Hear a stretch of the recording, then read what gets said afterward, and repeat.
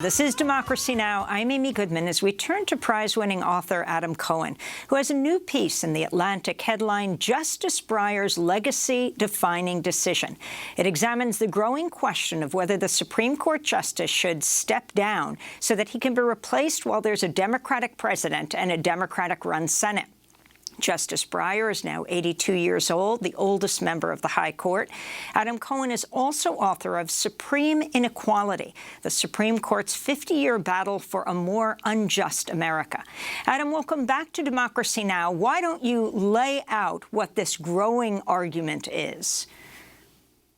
Great to be here, Amy. Great to see you. Sure. As you mentioned, Justice Breyer is 82 years old, the oldest member of the court.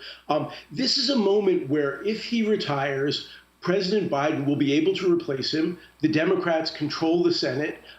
They could put a much younger person in place. And President Biden has said, in fact, that he would appoint a black woman. That would be the first black woman on the Supreme Court.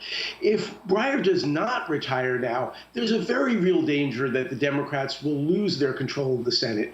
It's a razor-thin majority right now. Literally, if something were, God forbid, to happen to Sherrod Brown or Pat Leahy or any of the Democratic senators who are from states with a Republican governor who would appoint a replacement, if anything happened to any of those senators, the Democrats would lose control of the Senate. And we know that Mitch McConnell just will not confirm any Democratic appointments to the court. So if Breyer doesn't step down now, there's a very real chance that Republicans will eventually fill that seat and maybe turn a 6-3 conservative majority, which has already been terrible, into a 7-2 conservative majority. I want to quote from Dahlia Lithwick's piece in Slate, headline, Stop Telling Justice Breyer to Retire, saying, quote, not only is it counterproductive, but it misses the point.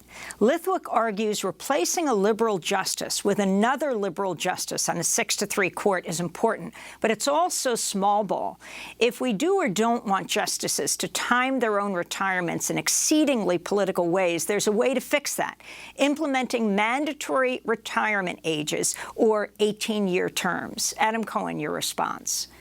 Yeah, I'm a great fan of Dahlia's, and I do disagree with her on this for a couple of reasons. One is, yes, it would be great to have fundamental reform of the court along the lines that she mentions. It would be great to have term limits, to expand the court so we could get, out of this, 6-3 conservative majority, which I have to emphasize is not representative of where the American public is. It's far to the right of the general public, as we've seen in the last presidential and congressional elections. The problem is that is not going to happen. The Senate right now is so reluctant to do even mainstream Democratic things like, say, pass a good infrastructure bill.